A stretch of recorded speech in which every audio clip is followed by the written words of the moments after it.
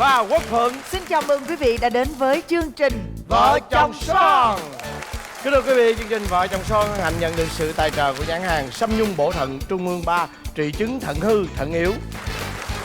Thì trong lúc mình té xuống thì cô cũng té lên, hai cái môi vô tình gần đụng nhau, cắt. Rồi xong rồi, đạo diễn nói hung rồi, xong rồi. Và ngày hôm nay không biết cặp vợ chồng nào sẽ xuất hiện trên chương trình Vợ chồng son. Mời quý vị chúng ta hãy dành một tràng pháo tay để cùng chào đón cặp vợ chồng son đầu tiên.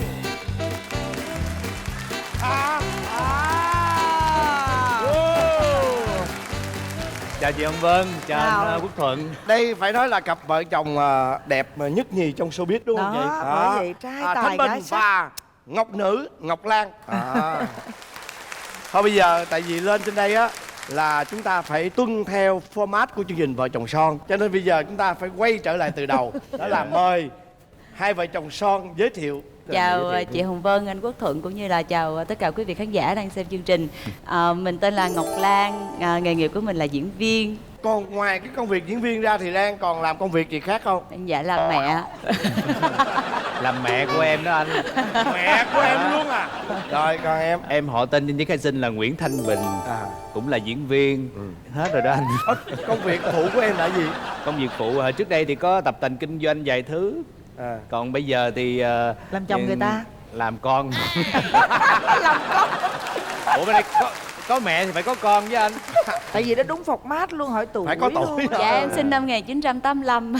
Dạ sinh nhật vào tháng 8, 17 tháng 8. Nên ai mà có muốn tặng quà thì nhớ nha, ngày 17 tháng 8 năm 1985. Gai kèo luôn đúng không? Em thì lớn hơn Lan được vài tháng.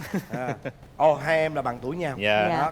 Bây giờ hãy kể cho chương trình được biết là hai em lần đầu tiên biết nhau là ở đâu và quen nhau như thế nào. Em với lại anh Bình á là đồng nghiệp với nhau cũng khoảng cả 10 năm thì mới là yêu nhau. Bộ phim đầu tiên mà hai đứa đóng chung á đó là phim Ngõ Vắng, nhưng mà hai cái tuyến nhân vật lại không có đi chung với nhau. Rồi sau đó là có cái phim đóng cặp chung với nhau, đó là phim Tình Ca Phố. Nhưng mà cũng oan nghiệt là lúc đó thì em có bạn trai. Nhưng mà oan nghiệt là Thanh Bình lúc đó có bạn gái chưa? Chưa anh. Nhưng mà lúc đó hai đứa đóng cặp với nhau. Dạ. Mà em có ấn tượng như thế nào về bạn này? Em đó thì có một cái tính đó là khi mà có bạn trai á, thì lại không có để ý tới người khác, là cái thứ nhất. Cái thứ hai cũng không có muốn để cho những cái người mà họ đang có ý gần mình á là để cho họ tránh xa mình ra luôn. Ủa ý gì đâu, lúc đó có ý gì Không, đâu. ý em nói là với tất cả mọi người Ý chứ gì không phải đâu. là với anh. Đấy, có cái cảnh quay như vậy nè. Cái vai đó là bạn này đóng vai là lớn tuổi hơn em, nhưng mà lại mê em. Em là sinh viên. Xong rồi trong một lần mình thất bại trong cái chuyện xin việc đó, mình xỉn mình đi về thì hai cái phòng ở sát vách, thì cổ dìu mình vô trong phòng. Thì trong lúc mình té xuống thì cổ cũng té lên, hai cái môi vô tình gần đụng nhau. Lúc mà em vừa té xuống, diễn xỉn mình nắm nhắm mình hí hí mình coi thì cổ hùng sao. Cái cổ vừa đưa xuống nó xa cắt. Cổ kêu cắt đó. Rồi xong rồi, đạo diễn nói hung rồi, xong rồi qua cảnh này đi quay cảnh khác. Là tự hô cắt luôn á. Đúng. Lúc Tại em bị vì- hụt hẫng đúng không? Hụt hẫng chứ anh. Thực Tại ra vì mình em á thì lúc đó thì em đã đi đóng phim được nhiều trước anh Bình, cho nên là cũng có một vài cái kỹ năng, với lại cũng hiểu được rằng là phim truyền hình thì cũng không có quá nhiều cái cảnh hôn nhau. Có quay thì cũng sẽ bị cắt, không có được đưa lên trên tivi. Lúc đó là em đã có cảm tình với Ngọc Lan? chưa anh, cổ đang có bạn trai mà làm sao mình có cảm tình được. Sau phim đó thì tụi em vẫn giữ liên lạc với tư cách là bạn. Giữ liên Đã lạc bằng từng- cách nào? Comment Facebook rồi thôi chị. Facebook. Có một cái kỷ niệm như thế này nè. Cái năm đó là sinh nhật của em với bạn của em, với em của em là mới đi Thái Lan chơi. Năm đó thì Thái Lan bị đánh bom rất là lớn. Thì đúng ngay dịp đó luôn thì mình rất là hoang mang. Rồi đến khi mà em về được tới khách sạn em an toàn rồi á, thì em mới viết một cái bài ở trên Facebook để em chia sẻ về cái sự an toàn của em và chia sẻ về cái sự lo lắng của em khi mà em không book được vé máy bay để em về Việt Nam liền. Tại vì lúc đó là sân bay không bay luôn. Cái bài đó thì vô tình thì các anh chị phóng viên á lấy để làm bài cũng như là để thông tin cho khán giả biết luôn. Thì cũng có người nào họ thương mình thì họ chia sẻ với mình, nhưng có những người mà họ không có thương mình thì đâm ra là họ lại có những cái bài viết gọi giống như là anti fan vậy đó. Họ bảo rằng là mình làm quá vấn đề, mình làm lố vấn đề lên, đại loại là vậy. Thì anh này thì theo dõi em sát nút, cho nên là ảnh biết được những cái chuyện như vậy thì ảnh mới tức quá, ảnh mới lên viết một cái bài để bảo vệ mình. Đó là cái dấu ấn lớn nhất. Thì từ cái dấu ấn đó em mới nhớ lại là những cái chuyện trước đây á, ảnh cũng vẫn hay bảo vệ mình như vậy mà mình lại mình lại không có để ý lắm. Dạ. Đó là phải cảm ơn Facebook đúng không? Vậy thì đến khi nào thì em mới chủ động em tỏ tình với Ngọc Lan? Em là người chủ động. Ủa bình thường thôi, anh làm gì mà anh nhấp Không nhấp phải anh tôi không té. bất ngờ là bởi vì với một người đàn ông như thế này thì phải chủ động tỏ tình chứ. Nhưng mà với một người phụ nữ bản lĩnh là người ta luôn luôn làm những chuyện đột phá Đúng mà vậy. không ai có thể lường trước Chính được. xác. thì chắc chắn là mình phải có một cái cử chỉ gì đó rất là đặc biệt. Sau này bạn nói lại thôi, bạn rất là thích nắm tay. Sự nắm tay nó làm cho bạn cảm thấy được che chở và được an toàn hơn. Có một cái lần đi coi phim, ra mắt cái phim trúng số là cái phim của Dustin Nguyễn. Bữa đó thì cổ điên mình, em ngồi bên này. Phim chiếu ở một cái rạp rất là lạnh.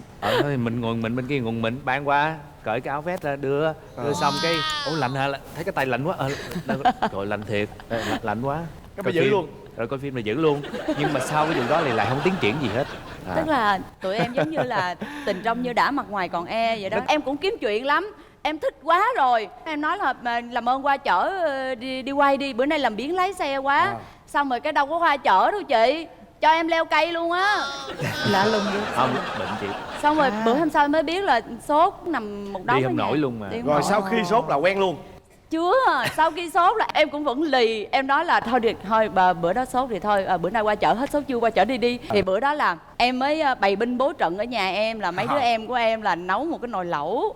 Đó thì em mới nói là qua sớm một chút để ăn lẩu rồi đi. Thì ảnh cũng qua sớm. Xong rồi hốt em luôn đó anh. Ăn xong chở em đi quay thì lúc đó thì trợ lý gọi cho em tưởng đâu là hối em lên. Em vừa bắt máy lên, chị đang tới nè, em tắt máy. Cái em đi lên tới nơi thì bạn nó nói là em gọi cho chị để báo cho chị là cảnh của chị bỏ rồi, không có quay. Nếu như mà biết trước là đã sao không có cái chuyến đi đó. Đúng Mà rồi. cái chuyến đi đó nó có một cái ấn tượng gì mà mụ em suy nghĩ trong đầu, em nói mình thử lại một lần nữa cái nắm tay giống như hồi xưa. Ngồi uống khều khều ngó móc thử nắm thôi coi bên này có chịu đèn không. Tại vì em nói xin lỗi, nhiều khi ngồi vậy nè, chỉ cần đụng nhẹ thôi là có thể bạn quay và bạn đánh mình rồi đó. Không, đúng Ngọc Lan Bạn này cái rất đó. là dữ. Thì nắm thử coi làm sao, coi cho không. Ai ngờ là chịu luôn. Mà cái cảm giác mà khi mà em nắm tay Bình em thấy làm sao Lan? Chị có biết được cái cảm giác là bị Ây da. điện giật là như thế nào? Nó đúng là rõ ràng luôn, em mới cảm nhận được là có một cái luồng điện nó xẹt vô trong người ngay cái sống lưng á. Ồ vậy Nó đó. mạnh mẽ lắm chị. Coi chừng điện giật á. Không, Không giật. Từ sau khi mà anh Bình nắm tay em thì em có dặn anh Bình là bàn tay của anh á nắm rất là đã, rất là thích, rất là mềm, rất là ấm, cho nên là anh mà nắm tay người khác là người khác bị có điện chạy chắc luôn á. Cái này em nói thiệt. Qua nắm bầu giật mình Đó, mình đốt nhà nữa. Tại sao em không nắm thử tay Bình coi có điện không? không có được, có điện nha, có vấn đề đó nha. Rồi có nghĩa là trên cái chuyến đi đó Bình nắm tay Ngọc Lan là chính thức là hai đứa quen nhau đúng không? Tại vì tụi em Thấu cũng hiểu lớn rồi, cũng ngoài 30 rồi. Biết nhau thì đã 10 năm, đã biết quá rõ về nhau rồi.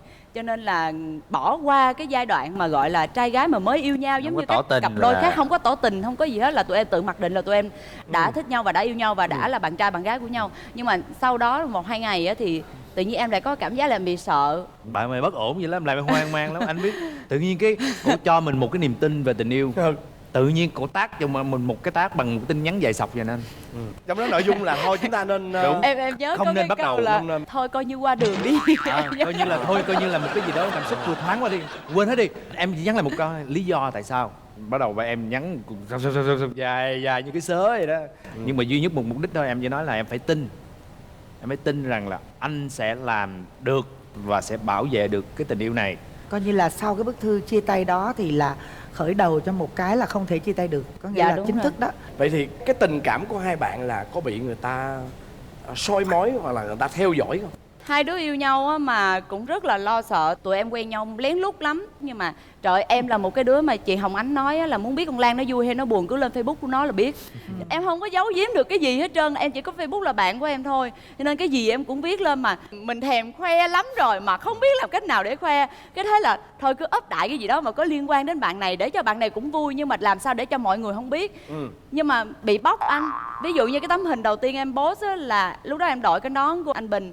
Thì anh Hùng Thuận là bạn rất là thân của anh Bình, anh phát hiện ra cái nón đó của anh Bình. Rồi đến cái tấm hình thứ hai á là giống như là hai đứa làm như có thần giao cách cảm hay sao á. Chụp một tấm hình, em thì che mặt anh Bình đi, anh Bình thì che mặt của em, mà hai đứa lúc đó là ở xa nhau nhưng mà lại post cùng thời điểm luôn. Anh Quy Khánh là người phát hiện, bởi vì cái cảm giác mà lén lút nó mắc cười lắm. Nói thú vị đã. Bình á là mình tìm được ở em cái tình cảm giống như nãy như giỡn, nhưng mà trong cái giỡn nó có cái thiệt là của người mẹ. Để em ngược lại em có tìm thấy ở Bình cái tình cảm giống như một người cha không? Dạ có, đó là cái điều mà lý do tại sao mà tụi em quyết định em có con. Là tại vì á em mồ côi cha từ nhỏ. Em lúc ba em mất là em có 1 tuổi mấy thôi. Cho nên khi mà em luôn có cái quan điểm là em rất là khao khát có được một người đàn ông ở trong gia đình. Và những cái người bạn trai trước em quen á, em không có cái cảm giác đó. Nhưng mà đến khi em có anh Bình á, em có cái cảm giác đó.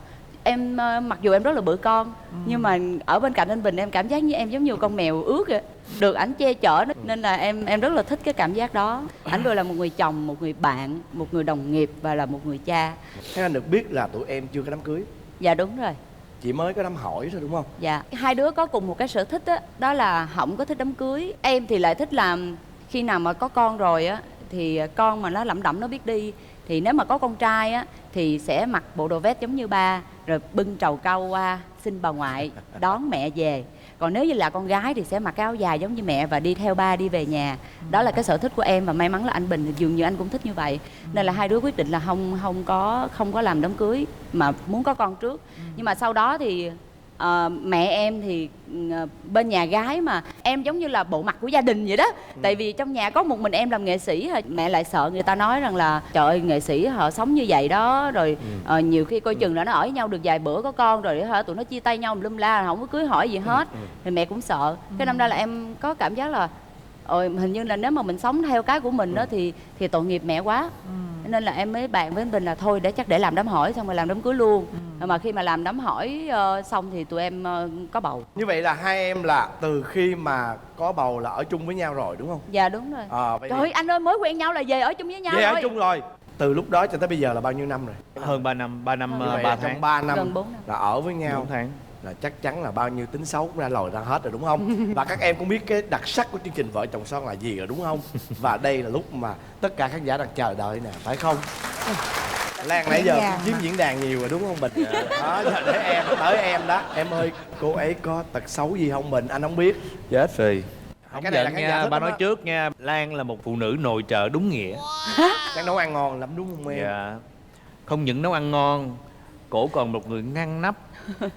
Ngăn nắp và Trời sao nói mà đầy nghiến quá vậy? cực kỳ gọn gàng. Gọn gàng thôi em. Gọn gàng. Anh có tin được là đó, ví dụ như cái này là một cái bộ liền đi, một cái quần, một cái áo, một cái nón đi, cái giỏ sách, thì cổ về cũng bước vô một cái là bảo đảm là cái giỏ sách nó sẽ nằm ngoài cổng, cái quần nó nằm ngay cầu thang, cái áo thì nó sẽ lên tới cái phòng khách đó. Trời ơi. Rồi còn cái ví dụ như còn cái gì, đôi giày nó 2 chiếc đó, một cái nó sẽ nằm dưới bếp, một cái nằm trên phòng. Trời ơi, gọn gàng hết sức luôn à.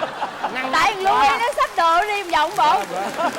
Em mới nói ngày hôm qua bên kia nè, em luôn nói thằng con mình đó là tại sao con chơi đồ chơi không dọn.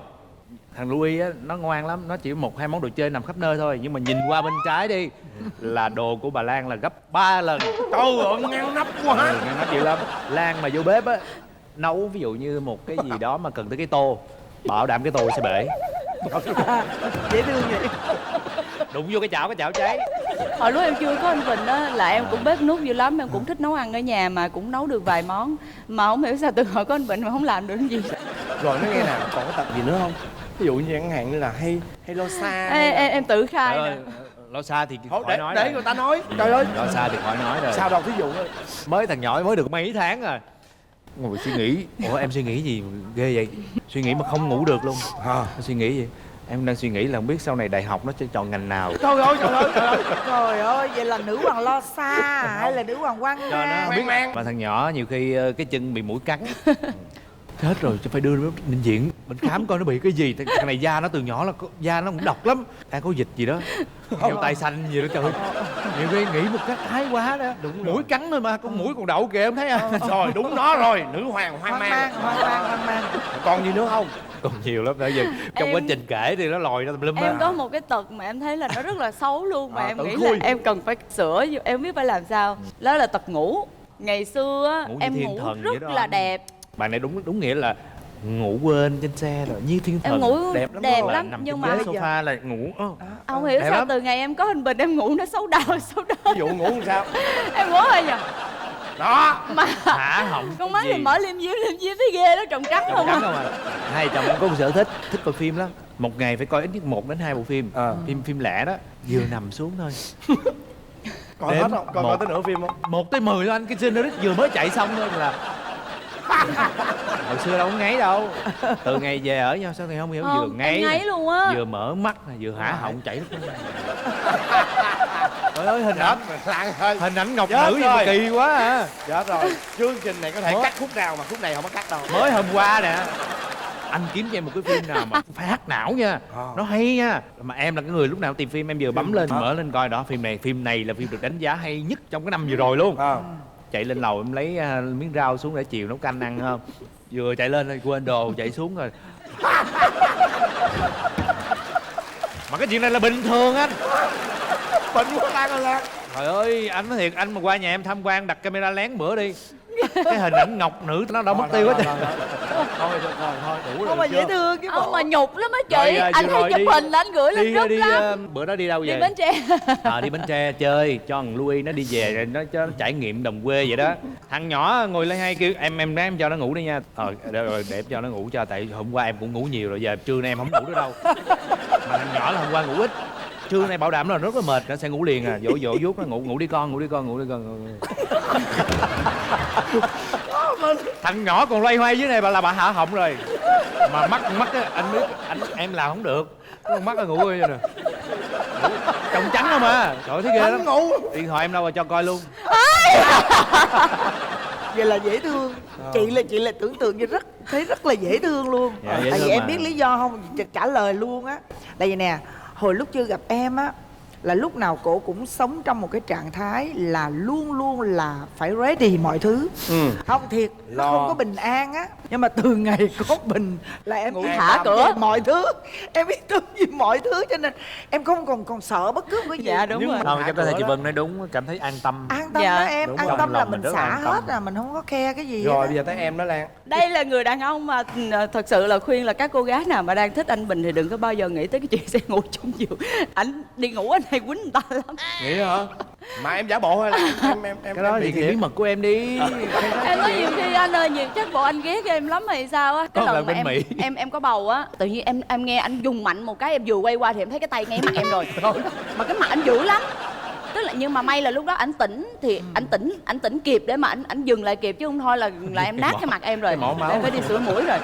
Nhưng mà cái lần gần đây nhất là anh chưa tỉnh kịp, cho nên là cái đùi em hứng hết luôn. Bình có tật xấu gì không? Những cái mà nhỏ nhặt á, những cái tật xấu của ảnh, ví dụ như là ảnh không cho người ta móc lỗ mũi, nhưng mà ảnh thì lại ngồi móc lỗ mũi điên cuồng. Em cảm thấy là như cái đó cũng chẳng phải xấu đâu, mà nó em đối với em thấy bình thường. Nhưng mà ảnh có một cái gì là em rất là mong ảnh thay đổi, đó là ảnh ôm đồm nhiều việc quá. Ví dụ như một cái bông vậy đi, thay vì á ảnh đặt người ta đem tới, người ta sẽ cắm rất là đẹp và rất là nhanh, còn ảnh không có làm vậy mà ảnh tự mua mút rồi mua đế rồi mua bông về, ảnh tự ngồi ảnh cắt, ảnh cắm hồi ảnh mệt. Còn hoặc là những lúc ví dụ như dọn nhà, thì mình dọn nhà mình mời một cái nhóm chuyên dọn nhà, mà nhiều khi mình đi làm mình mệt nữa, cho nên thôi mình cứ để cho người ta làm đi.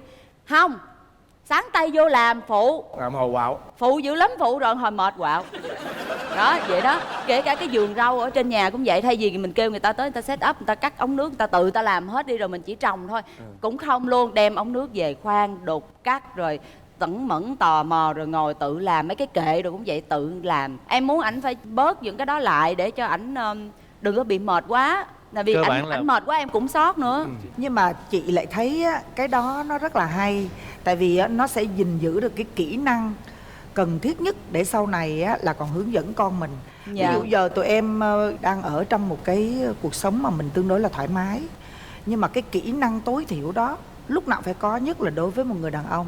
Làm được những điều đó không phải ai cũng làm được đâu. Tức là em đừng có để cho Bình bị bỏ cái đó phí Em lắm. bị sốt ruột á chị, em thấy làm mệt quá. Tại mà nguy tự hiểm Bình nữa. phải biết control, khi nào mà em mệt thì em xả, vậy thôi. Nếu như cho em một điều mong muốn để mà em mong muốn Bình thay đổi để cho hoàn hảo hơn, thì em mong muốn đó là điều gì? Em không mong muốn gì hơn nữa. Tại vì em cảm thấy cuộc sống bây giờ nó đang rất là ổn. Anh Bình anh đang làm rất là tốt cái vai trò của ảnh. Thậm chí ảnh làm luôn vai trò của một người mẹ của em luôn mà. Ảnh chăm con rất là giỏi. Cho nên là em không có mong ảnh thay đổi gì, chỉ mong là ảnh làm việc ít lại để mà còn giữ sức khỏe nữa. Em sợ ảnh bệnh lắm. Thế còn Bình, em mong muốn Ngọc Lan thay đổi điều gì? Em thì cũng như Lan, em không có yêu cầu Lan thay đổi bất kỳ điều gì đâu. Những cái tật xấu của Lan thì em cũng đã nói nhiều với Lan rồi. Em được quyền, tại vì cơ bản là em là người của công việc. Em đầu bù tóc rối với công việc rồi, thì không lý nào anh bắt em phải là một người phụ nữ hoàn hảo ở trong bếp nữa. Em thấy em ích kỷ lắm nếu như em muốn đi rõ. Cho nên là bạn có quyền làm điều đó, thì em không có lý do gì để muốn cô thay đổi những cái đó nữa. Nhưng có một cái này là thuộc về tính cách. Em muốn Lan bớt suy nghĩ và lo xa những cái mà không cần thiết. Tức là bỏ đi cái nữ hoàng hoang mang, bớt bỏ đi cái danh hiệu đó đi. Đó em là mà... chính vì vậy mà em ở nhà có những cái em rất hời hợt, có những cái mình muốn như vậy nhưng mà mình phải cân bằng với lại Lan. Chứ mình mà còn trời ơi em cũng lo xa giống như Lan thì cái chuyện nuôi dạy con cái nó sẽ không tốt đâu. Thì từ đó em mới nói là bản thân mình phải thay đổi để cho người khác thay đổi, chứ không phải mình muốn người khác thay đổi. Quá tuyệt vời. Trước khi mà Bình nói cái điều đó ra đó là Tiên chị cảm nhận nếu chị là em nha thì chị sẽ tự thay đổi. Thứ nhất là chị sẽ thay đổi cái vấn đề về hoang mang, tức là mình lo xa mệt lắm. Cái đó đúng là phụ nữ. Trời, cái đó em cũng không mình muốn bị gì. cái đó mình mau già mà mình mau xuống sắc mệt lắm. Bỏ đi. Rồi một cái điều nữa thôi là chắc chắn là em sẽ phải có một cô công chúa. Thì là cái vụ mà chỗ nào để chỗ đó, tức là cái bừa bộn đó. Nếu là chị sẽ thay đổi cái đó. Dạ. Thế thôi. Mặc dù là em biết anh Bình anh không có câu nệ những cái việc vụng về của em, anh cho phép em làm điều đó, nhưng mà bản thân em cũng thấy là nếu như mà mình cứ ỷ lại như vậy á, thì nó không tốt, hoàn toàn không tốt. Không ai muốn ở chung với một người mà quá bừa bộn như vậy. Bản thân em cũng muốn là mình thay đổi để cho cái cuộc sống vợ chồng, cái tình cảm vợ chồng nó tốt hơn nữa. Xin cảm ơn hai em. Xin chúc hai bạn luôn luôn lúc nào cũng nụ cười, hạnh phúc gắn chặt trên môi và nắm tay nhau đi đến hết cuộc đời này. Xin cảm ơn. Bạn gái cũ của người này tìm em để mà nói chuyện với nhau là người này có rất là nhiều bạn gái từ trước rồi. Chút nữa chúng ta sẽ gặp lại cặp đôi Ngọc Lan và Thanh Bình. Còn bây giờ mời quý vị chúng ta dành một tràng pháo tay tiếp theo để cùng gặp gỡ cặp vợ chồng thứ hai.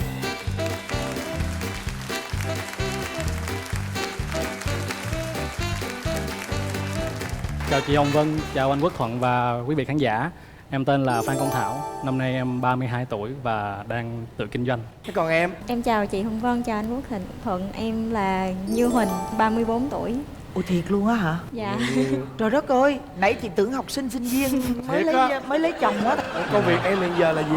Dạ em làm xuất nhập khẩu ạ. Nhất gái hơn hai, Này nhiều ba trai bốn. hơn một. Dạ. Ôi hay quá. Ôi nhưng mà nhỏ xíu vậy. Dạ. Hồi xưa em cũng bị lầm mà chị. Đúng không? Trời ơi lầm chết luôn á. Như vậy là chắc có lẽ là hồi xưa là quen nhau rồi mới biết tuổi nhau đúng không? Dạ đúng rồi anh. Vậy hai em quen nhau như thế nào? Tụi em quen nhau lúc còn là sinh viên đi học đại học á. Nhưng em nhỏ hơn cổ 2 tuổi thì học chắc đâu Dạ. học chung khóa đúng không? Dạ tụi Dạ em cái học đó là liên học thông. liên thông, đại học kinh tế anh. Liên thông. Dạ. Dạ. Bạn này thì có một cái nhóm bạn riêng, chuyên gia ngồi bàn đầu. Em thì đi làm về trễ thì chuyên gia đi vô trễ và luôn luôn ngồi ở dưới cùng. 20 tháng 11 em lên phía trên rồi thì em thấy để ý bạn này ngồi trước mặt mình nhìn sao dễ thương quá. Mà nhìn cái dáng đúng cái gu của em nữa, cái gu nhỏ nhỏ kiểu bé hạt tiêu vậy đó, nhỏ nhỏ hồi xưa rất là nhỏ con. Bé hạt tiêu đó. Em thích như vậy cho nên là em để ý bạn đó ngay từ cái lần mà lên hát đó. Lúc đại học thì luôn luôn có bài thảo luận làm việc nhóm thì em luôn luôn lân la để xin vô nhóm bạn này, rồi luôn luôn hỗ trợ bạn này đi làm lấy tư liệu rồi làm nói chung là hỗ trợ hết tất cả mọi thứ. tất cả mọi thứ. Nhưng mà lúc đó là bạn này có biết bạn này để ý mình không? Dạ không, lúc đó là em ấn tượng bạn này là tự nhiên không ai kêu hát hết. Tự nhiên xưng phong lên cho hát một bài. Tại vì em thấy bạn này rất là dạng. Mà lúc đó là em có người yêu chưa?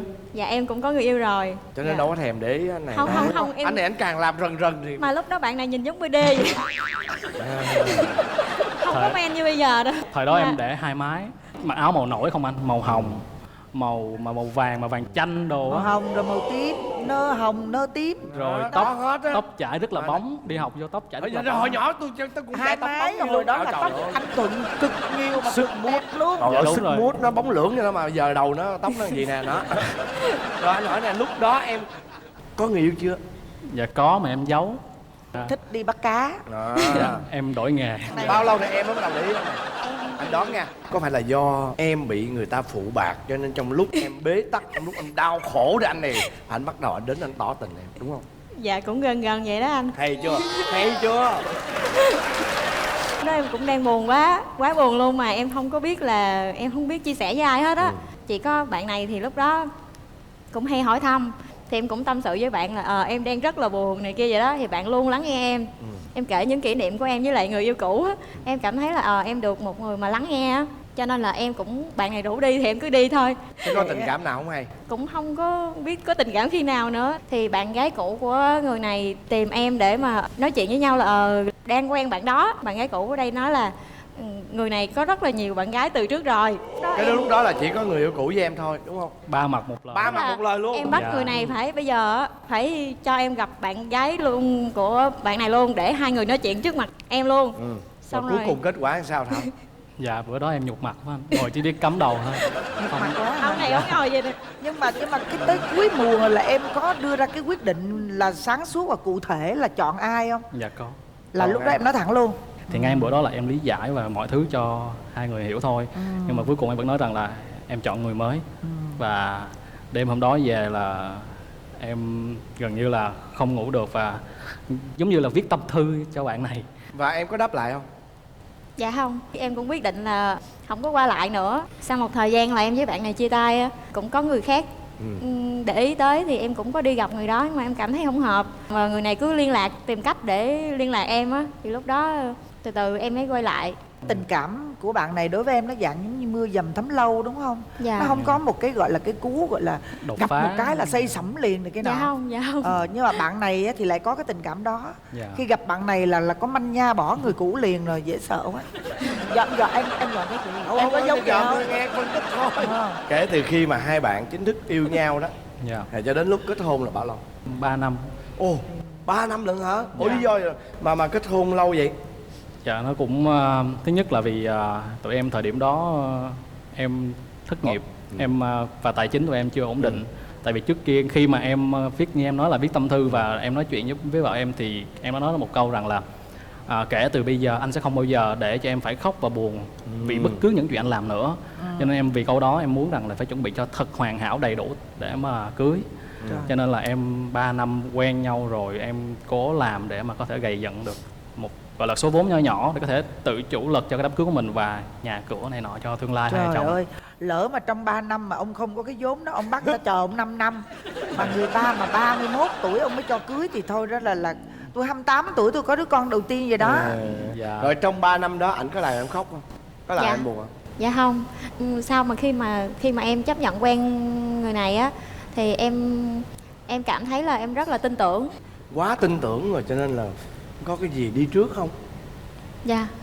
Dạ. Tụi em Trời ơi, tức là sau tụi em đám cưới. tụi em hay dữ vậy. Mà lý do gì dữ vậy? Dạ thứ nhất là tại vì vợ em theo Công giáo, cái chuyện đó là rất là cấm, cho nên là em gọi là kiềm chế lại. Đêm động phòng đã đến với hai bạn như thế nào? Dạ. Nó chán lắm anh. Nó Cái chán, gì? nó chán lắm. Trời đất ơi.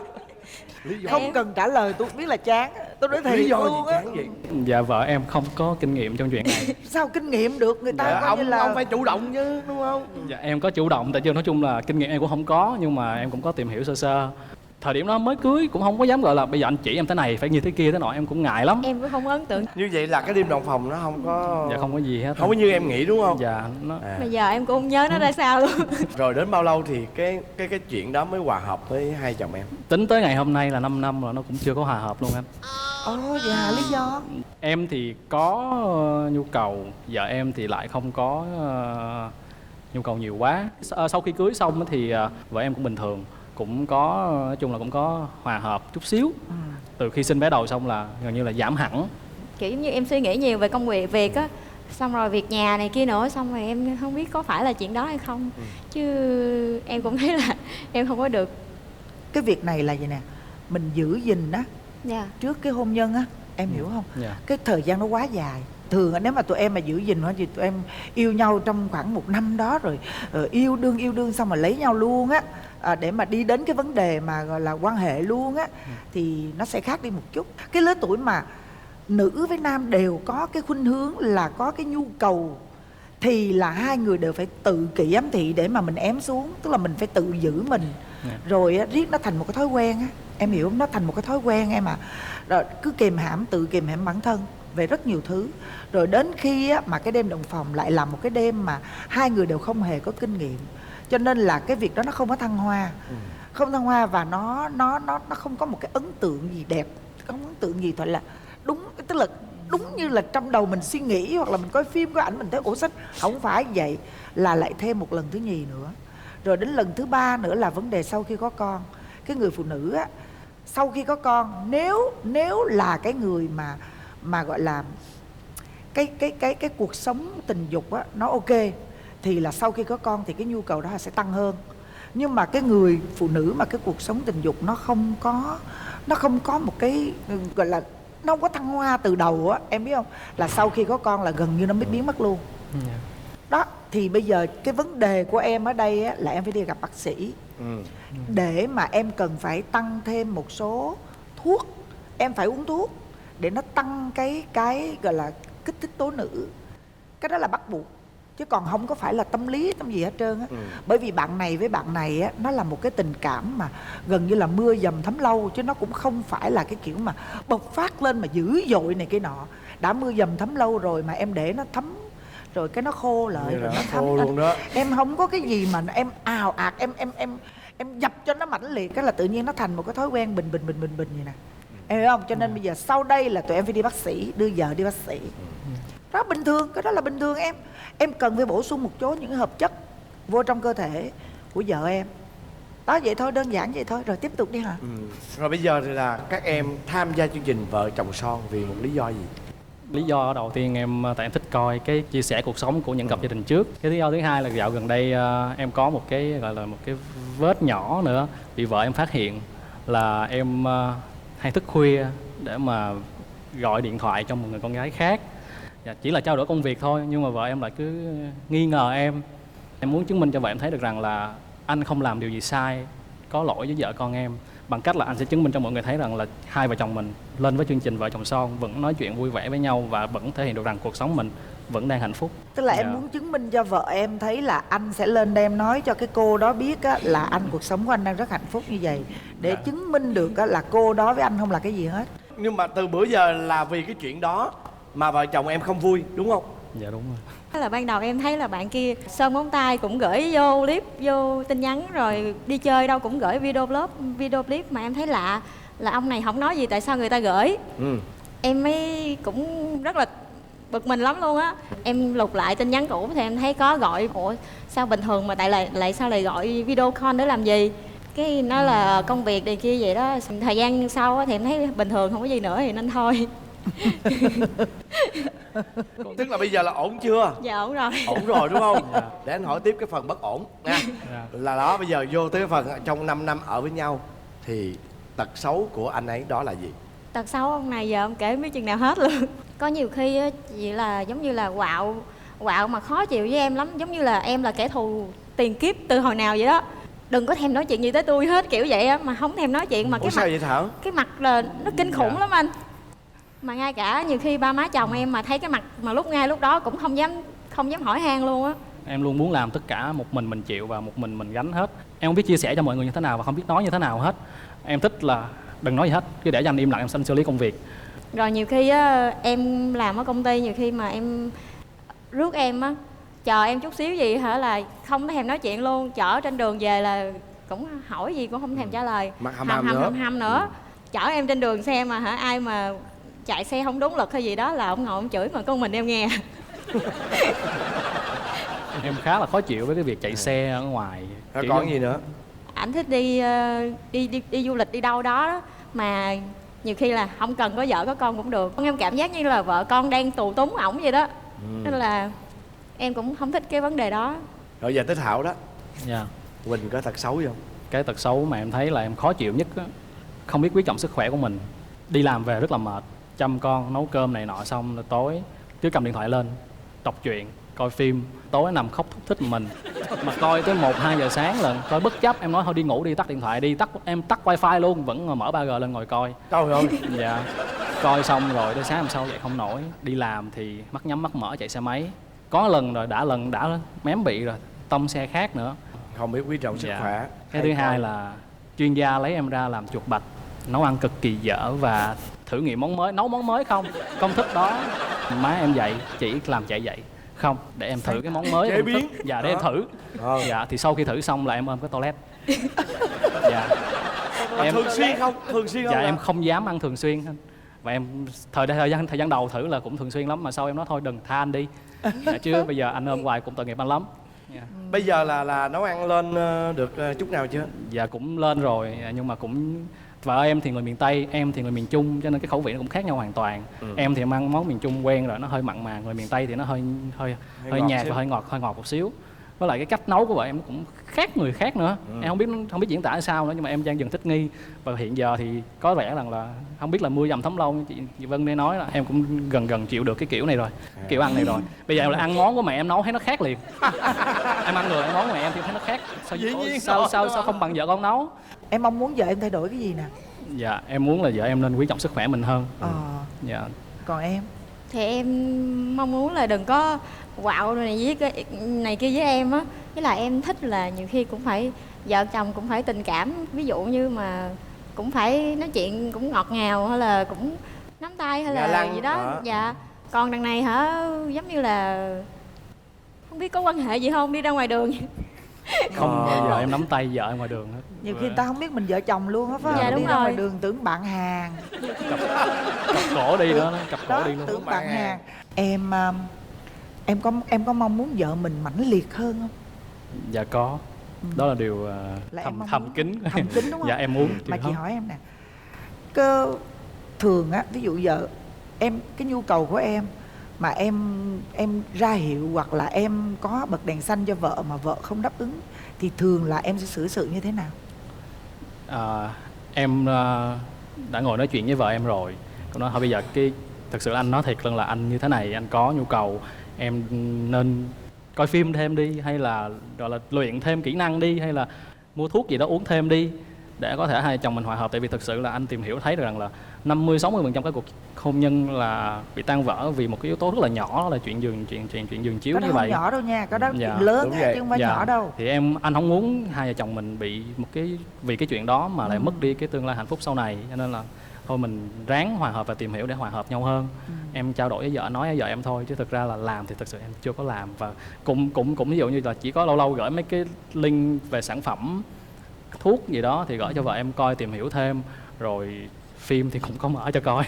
Không, nhưng mà ý chị muốn hỏi là gì nè, có khi nào cái nhu cầu của em á, em cần, tức là cái nhu cầu em nó vượt ngưỡng chịu đựng của em mà vợ em vẫn không chịu, khi nào em dùng những cái động tác mạnh không? Dạ chưa đúng không? Dạ, vợ em thì được có cái là nếu mà em có nhu cầu em nói ra thì vợ em vẫn trả bài cho em đầy đủ. Dạ. Nhưng mà hoàn toàn là không phải làm một cái sự tương tác mà nó giống như là làm bổn phận và nghĩa vụ thôi, đúng không? Dạ. Hôm nay là nhân dịp coi như là 5 năm. Trước khi chúng ta tạm dừng cuộc nói chuyện ngày hôm nay thì cái mục đích em lên đây em cũng đã nói hết rồi. Vậy thì anh cũng như chị Vân và tất cả những người có mặt ở đây cũng đang muốn có một cái lời nói, một cái cử chỉ gì đó rất đặc biệt từ em với vợ em. Hôm nay 5 năm ngày cưới của hai vợ chồng mình, anh muốn nói lại một lời mà ngay trước kia khi anh đã nói với em là hãy tin tưởng anh và anh sẽ không bao giờ làm cho em khóc và buồn. Hai vợ chồng mình hãy cứ tiếp tục như thế này và nuôi dạy hai con khôn lớn. Cảm ơn em đã làm vợ anh trong 5 năm qua. Yes. Em cũng muốn là hai vợ chồng mình sẽ đi với nhau tới già. Xin cảm ơn hai em đã đến với chương trình và xin chúc cho hai em sẽ mãi mãi như thế này, không chỉ là 5 năm mà sẽ là 50 năm hạnh phúc bền chặt bên nhau. Và bây giờ sẽ là phần kiểm tra hữu ý và bốc thăm may mắn. Chúng ta có các phần quà đặc biệt như sau. Trước tiên đó chính là một bộ sản phẩm Sâm Nhung bổ thận Trung ương 3, trị chứng thận hư, thận yếu. Sâm Nhung bổ thận Trung ương 3 là sự kết hợp của nhân sâm, cao ban long, nhung hương và hơn 20 loại dược liệu khác. Món quà thứ hai đó chính là một bộ sản phẩm kiều sắc Trung ương 3 giúp tăng cường nội tiết tố nữ, hỗ trợ làm giảm các triệu chứng của thời kỳ tiền mãn kinh như bốc hỏa, nám sạm da, suy giảm chức năng sinh lý nữ. Và món quà thứ ba, một phần quà dành tặng cho các bạn là sản phẩm đeo tay mang thương hiệu Sonata Zatma, nhãn hiệu đồng hồ của Ấn Độ, Hồng Kông, trị giá 3 triệu đồng đến từ thế giới thời gian.vn. Nhà phân phối độc quyền các nhãn hiệu đồng hồ cao cấp tại Việt Nam với thiết kế sang trọng và lịch lãm dành cho các quý ông và nhẹ nhàng tinh tế cho các quý bà tại thế giới thời gian.vn. Đồng hồ không chỉ để xem giờ mà còn là món trang sức tô điểm thêm cho phong cách của người sử dụng. Và món quà thứ tư đó chính là một phần quà hết sức đặc biệt mà ai ai cũng muốn giành giật để có nó, đó chính là một miếng cước chùi nồi. Đi kèm với cước chùi nồi đó chính là một phần quà từ thương hiệu bánh cao cấp Goodie, sản phẩm của công ty cổ phần BBK. Và bây giờ là phần kiểm tra hiểu ý. Các bạn đâu lưng lại và nghe kỹ câu hỏi của tôi nhé. Vợ của bạn thích son môi màu gì?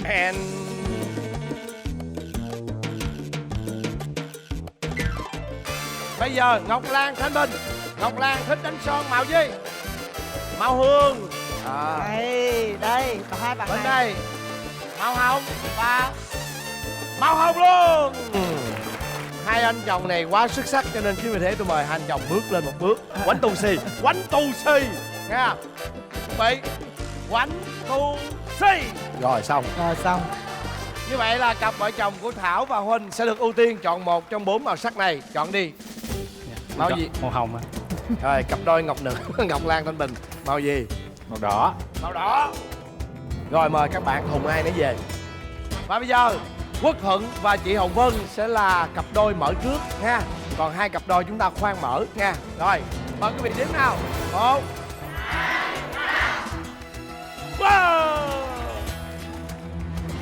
Như vậy là đêm nay tôi có dụng cụ để mà gãy đầu rồi.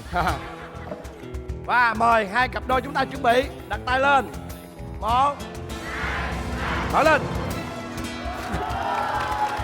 Wow. Chúc mừng cặp đôi Ngọc Lan, Thanh Bình đã nhận được một cặp đồng hồ trị giá 3 triệu đồng đến từ thương hiệu Sonata Zatma từ thế giới thời gian.vn. Chúc mừng cặp vợ chồng của Thảo đã nhận được phần quà, đó chính là một bộ sản phẩm từ Sâm Nhung Bổ Thận Trung ương 3 trị chứng thận hư, thận yếu. Đổi đi. Rồi tôi Việt, rồi đổi đi. Đổi đi. Đổi cho vợ uống. Thưa quý vị, đến đây thì thời lượng phát sóng dành cho chương trình Vợ Chồng Son nhận được sự tài trợ từ thương hiệu Sâm Nhung Bổ Thận Trung ương 3 trị chứng thận hư, thận yếu đã hết. Và chúng ta sẽ gặp lại nhau vào lúc 22h30 trên kênh HTV7 vào tối Chủ nhật hàng tuần với chương trình Vợ Chồng Son.